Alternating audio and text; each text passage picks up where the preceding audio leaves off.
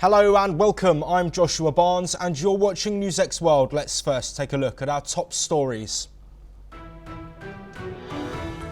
South Korea's impeached President Yoon Suk Yeol leaves detention after a court cancelled his arrest warrant. Yoon remains suspended from his duties and the trials are still ongoing. At least 14 people have been killed in Russian strikes in Ukraine's eastern Donetsk region. These strikes come after Donald Trump threatened large-scale Russian sanctions as he says Russia is absolutely pounding Ukraine. Muslim nations have given the green light for Egypt's Gaza plan at a meeting in Cairo as Hamas releases a hostage video in an apparent plea to Trump over a ceasefire. Hundreds of people have been killed in clashes between Syrian security forces and Assad loyalists. The government fighters are accused of executing 311 Alawite civilians since Thursday.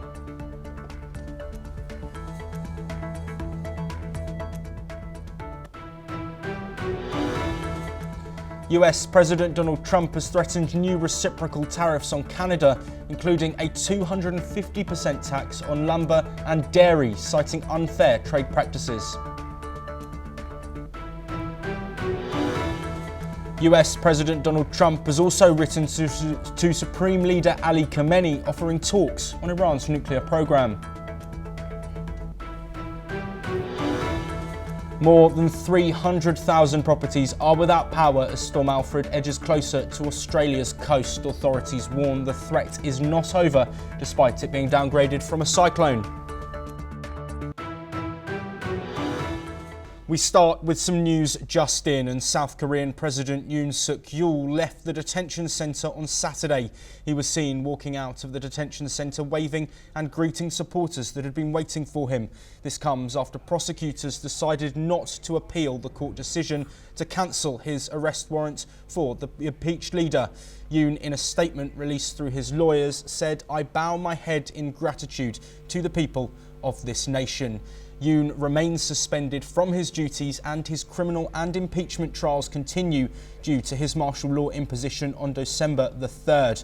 The criminal case is separate from his impeachment trial, with the Constitutional Court set to decide in the coming days whether he will be reinstated or removed from office. Joining us to discuss this is Megha Sharma, the executive editor of NewsX World.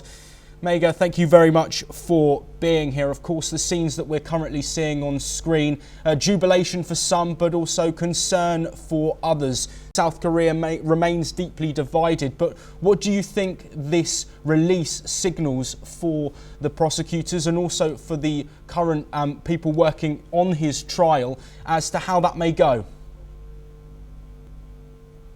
Right, it's a huge relief for President Yoon, who was impeached in January. This was because of the short-lived martial law that he had imposed on December 3rd. And since that, there has been a flurry of activities within the parliament and outside. There were a number of attempts, in fact, 3 of them that were made to impeach him. The 3rd attempt was successful and he was put behind bars. And now there is a sigh of relief that President Yoon will take, because he has been allowed to be released from detention. But that does not mean that he will come back to be the president of South Korea, because there are cases, there are criminal and impeachment trials that he will have to be part of in the Constitutional Court in South Korea. Again, it's interesting to note, because there was a massive support that had come in for President Yoon, not just from his supporters, not just from the people who were part of the political party, but also from a tacit support from United States of America. So there has been this tussle, because the constant argument that had been put forth by President Yoon for imposing martial law was that there was constant interference from North Korea and China in meddling with the elections. So that is the argument that he continues to put forth, even when he is going to be put on trial in the coming weeks in the Constitutional Court, where he'll be fighting the charges against him of impeachment and criminal charges as well. Absolutely, and Megha, those criminal charges could see Yoon face life imprisonment or even the death penalty. So what do you think him and his team will be looking to do now in order to stave away those sorts of charges and punishments? Well, keeping in view of what has happened in the last few hours, that his detention has been cancelled because the prosecutors cancelled putting forth charges of the arrest warrant, there can be a ray of hope for him that his when he's fighting this case and the prosecutors decide to let go of the charges of impeachment and the other criminal cases that are levied on him, but remains to be seen. But it looks like, if there is tacit support from the United States of America and lawmakers over there and the policymakers and the Trump administration looking forward to support President Yoon, could there be a possibility that he's brought back to power once again to preside over the state of the country of South Korea? That is quite the possibility. But because the fact that there was massive impasse over the past 3 months because this incident took place on December 3rd, and since then he had been put on house arrest. There had been massive rallies countrywide in favor of President Yoon, also showcased the large mass support that he had been garnering over the past few months, and perhaps that may have also been the point on the basis of which this particular verdict has come, and his detention has at this point of time been ended, and he's allowed to walk free. Yes, absolutely. And we, of course, at NewsX World will continue to bring you those updates as we get them over the coming days. Megha Sharma will be staying with us. But first, we head to the Middle East, where the Israel embassy in Canada praised Prime Minister Justin Trudeau's statement made during such dark hours for Jews in Canada and around the world. Moving into Canada and speaking at the National Forum on Combating Anti-Semitism, Trudeau declared himself a Zionist and emphasised his support for the rights of Jewish people, asserting that no one in Canada should fear labelling themselves as such. The embassy's post on the social media platform X noted a shocking 670% rise in anti-Semitic incidents in Canada since October the 7th, describing this statistic as something that should keep us all awake at night. According to Israel's Diaspora Ministry, last year Trudeau remarked that Zionism is not a dirty word, while advocating for a two-state solution to the Israel-Hamas conflict to achieve a comprehensive, just and lasting peace. His statement comes as he prepares to step down as leader of the Liberal Party, with a leadership election set to replace him. No one in Canada should ever be afraid to call themselves a Zionist. I am a Zionist. Now to Europe, and Russian airstrikes have killed at least 12 people in eastern Ukraine, including 11 in Dnipropetrovsk and 1 in Bohodukov. These attacks come ahead of peace talks in Saudi Arabia, where US and Ukrainian negotiators are set to meet. US President Donald Trump has called for sanctions against Russia, while suggesting that cooperation with Moscow might be more feasible. Meanwhile, Ukrainian President Volodymyr Zelensky is pushing for a mutual ceasefire on aerial attacks as a starting point for peace talks amid ongoing Russian missile and drone strikes on Ukraine's energy infrastructure. Joining us again is our executive editor, Megha Sharma. We do know now that the death toll in eastern Donetsk has risen to 14. And given the extent of the strikes that we've seen, Megha, Trump has already warned that sanctions might come in on Russia given their bombardment. He refers to it as pounding of Ukraine. Do you think that this latest escalation might lead to Trump action sooner rather than later?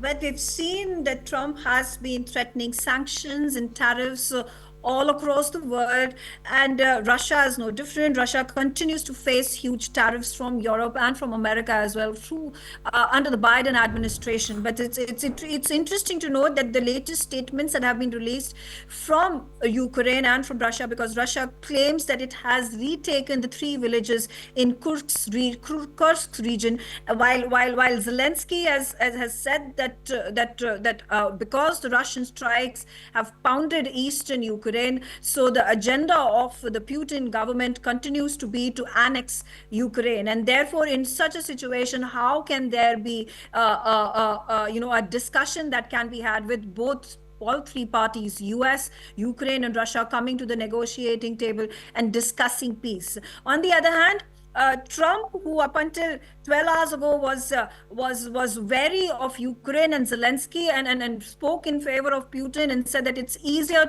for him to negotiate with Russia as compared to Ukraine, has now realized that the latest strike from Russia is in opposition to what Trump has been trying to do, which is to bring about peace as rapidly as possible. And therefore, it's obvious that his next knee-jerk reaction is going to be to threaten Russia with tariffs and sanctions. But is Russia going to succumb to these threats is the question that remains to be seen. Keeping in mind, President Putin is also in favor of Trump negotiating peace. He's more comfortable and more trustful of Trump to allow for negotiations to happen, wherein the interest of Russia and interest of President Putin are going to be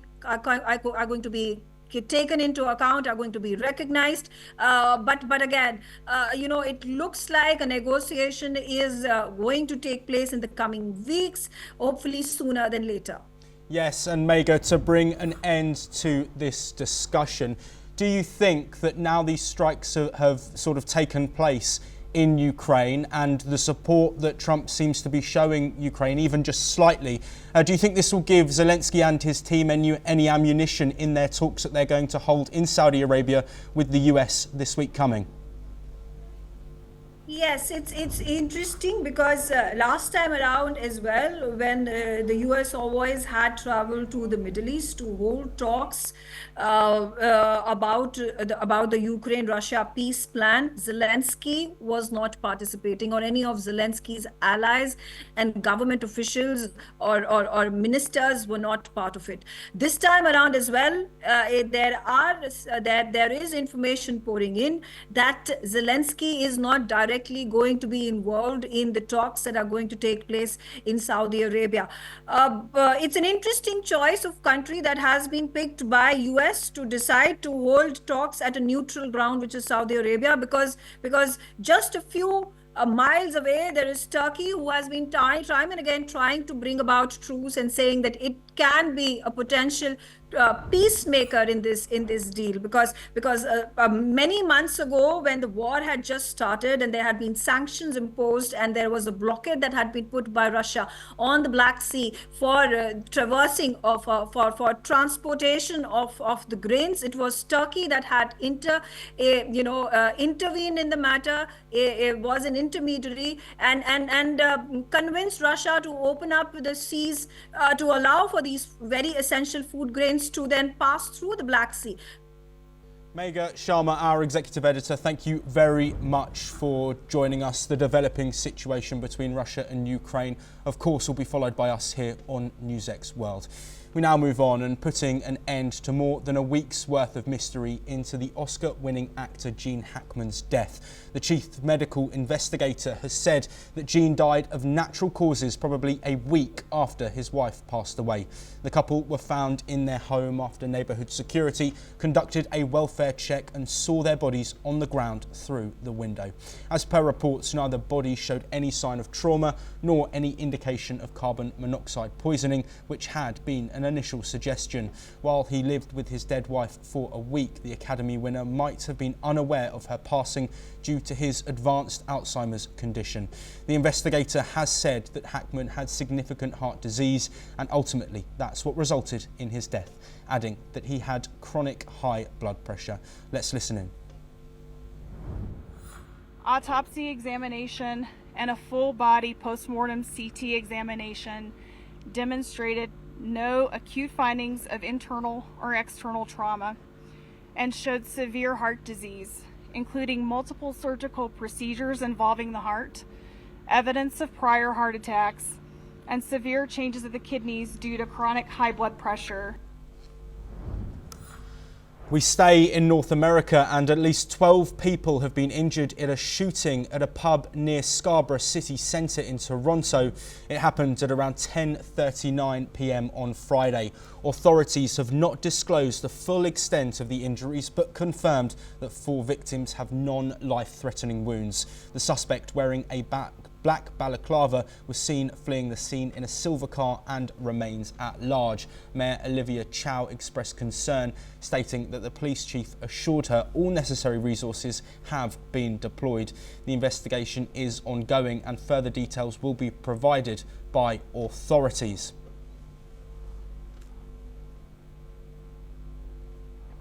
After 9 months stranded aboard the International Space Station, NASA astronauts Sunita Williams and Barry Wilmore are finally set to return to Earth. The duo originally launched aboard Boeing's Starliner for what was meant to be a 10-day mission, but a series of technical failures left them unable to return. Now NASA has confirmed their return on March the 16th aboard SpaceX Crew Dragon. A relief crew will launch next week to facilitate their homecoming. Originally, Williams and Wilmore were scheduled to return in February, but NASA opted to bring them back with Crew 9 instead. Meanwhile, Crew 10 is set to launch on March the 12th from the Kennedy Space Center, carrying 4 astronauts aboard the Endurance capsule after delays in the new spacecraft's construction. Their long-awaited return marks the end of one of NASA's most unexpected space mission extensions in recent history. A heated White House cabinet meeting saw Elon Musk and US Secretary of State Marco Rubio clash over federal staff cuts. The dispute erupted when President Donald Trump told his cabinet members that final decisions on staffing rest with agency heads and not with Musk, who serves as the head of the Department of Government Efficiency. However, Trump had earlier suggested that if officials failed to cut costs, Elon will do the cutting. During the meeting, Musk accused Rubio of failing to fire anyone in 45 days, allegedly slowing down his plans for mass reductions. In response, Rubio fired back, saying that 1,500 State Department employees had already accepted early retirement buyouts. According to reports, he sarcastically asked whether Musk wanted people hired again just to fire them for show. The meeting followed growing tensions over Musk's aggressive staff-cutting approach, with senior Trump officials accusing his team of overstepping their authority. After the meeting, Trump sought to downplay the tensions, saying staff reductions would continue with a scalpel rather than a hatchet. But when asked by reporters about the clash, Trump denied any conflict, calling Musk and Rubio a fantastic team and insisting that they were both doing a great job.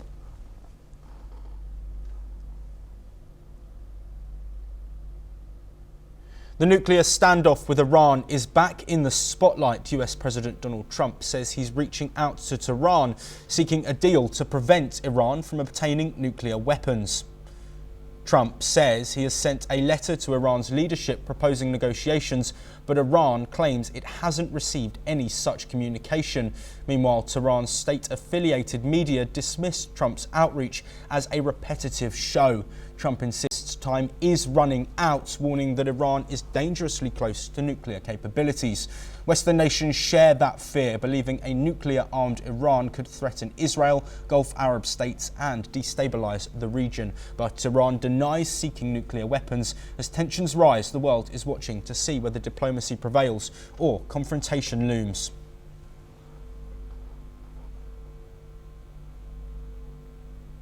In the latest updates from Australia, 2 army trucks on a storm aid deployment in eastern Australia collided, injuring 36 people who were rushed to multiple hospitals.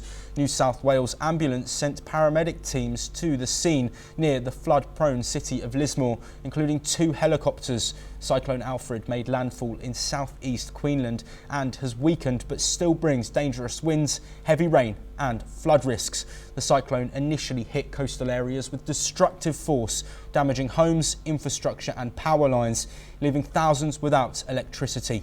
Authorities have ordered evacuations in several flood-prone areas as rivers start to overflow, submerging roads and cutting off communities. Emergency services are working tirelessly to help stranded residents conduct rescues and restore essential services. Although the cyclone has weakened, meteorologists warn strong winds and heavy rains could continue for the next 24 to 48 hours. There's still a high risk of flash flooding and landslides as well. Officials urge residents to stay indoors, avoid travel and follow safety warnings. Bosnian Serb leader Milorad Dodik's defiance of federal institutions is a direct threat to Bosnia's security and stability, according to US Secretary of State Marco Rubio. The warning comes as Bosnia's top court suspends separatist laws introduced by Dodik, which reject federal police and judiciary authority in the Serb-led Republika SRPSKA. The move has escalated tensions in the already fragile post-war nation. In response, the European Union force has announced reinforcements for its peacekeeping mission in Bosnia, calling it a proactive measure to uphold peace and stability. While the EU has not disclosed the number of additional troops, political uncertainty is deepening in the region, with growing concerns over Dodik's separatist push. Myanmar's military junta said it would hold elections in December in 2025 or January 2026. This is the first election since the military overthrew the government in the 2021 coup. Junta leader General Min Aung made the statement during his visit to Belarus, stating the election would be free and fair with 53 political parties ready to participate. The military coup had taken control on February the 1st, 2021, overthrowing Aung San Suu Kyi's party over unproven claims of electoral fraud in the 2020 elections. The coup led to mass protests that was brutally suppressed. The junta has repeatedly delayed elections, citing security concerns. In 2022, it dissolved National League for Democracy, making sure that her party would not participate. ဥပဒေနဲ့ညီရွေးကောက်ပွဲကျင်းပတော့ဖို့ရှိပါတယ်။လွတ်လပ်ပြီးတရားမျှတတဲ့ရွေးကောက်ပွဲကို2025ခုနှစ်ဒီဇင်ဘာလသို့မဟုတ်2026ခုနှစ်ဇန်နဝါရီလအစောဆုံးကျွန်တော်ကျင်းပတော့ဖို့စီစဉ်ထားကြောင်းကျွန်တော် Staying in Asia, a North Korean leader, Kim Jong-un, recently inspected a nuclear-powered submarine project highlighting the country's naval growth. State media reported that Kim visited shipyards involved in building advanced warships and submarines. Strengthening the Navy is a top priority for North Korea's defence. This submarine project is part of North Korea's strategy to increase its regional military presence. Once finished, the submarine could launch ballistic missiles threatening regional security. Military experts believe the project is a response to growing US and South Korean naval exercises, which North Korea views as provocations. Kim emphasises the need for a nuclear-powered naval force, saying modernising the fleet is crucial for defence. While no completion date has been given, this development raises concerns for neighbouring countries and the global community. Two men, including a 27-year-old Israeli tourist and a 29-year-old homestay owner, were allegedly gang raped in India. This incident took place near Hampi in Karnataka on Thursday night. Three male companions who were with the woman were also assaulted by the attackers and later thrown into a nearby canal. One of the men's bodies was recovered from the waters this morning. According to the police, the incident happened late on Thursday. At this time, three bike-borne men approached the group and asked them for directions to a petrol pump. When the homestay owner informed the individuals that there was no station nearby, they demanded cash from the group. On refusal, the miscreants misbehaved with the group and began assaulting them. Thomas Gabriel Pereira, an Indian man, was allegedly shot by Jordanian soldiers last month while he was trying to illegally cross into Israel. Pereira and his brother-in-law, Edison Charles, had tried to enter Israel after arriving in Jordan on a visitor visa on February the 10th, when the former was killed. Pereira's family says he was a victim of a job scam. According to reports, he was lured to Jordan with the promise of 3.5 lakhs a month. They had paid nearly $2,400 to an agent before they left India and later supplied another $600. However, when they reached Jordan's capital, Amman, in early February, the agent told them that there were no jobs available. The agent told the men there were no other jobs opportunities in Israel and suggested they cross the border illegally. Pereira died on the spot while Charlas survived and was later deported back to India. That is all we have time for, but we'll continue to bring you more of the latest international news very soon.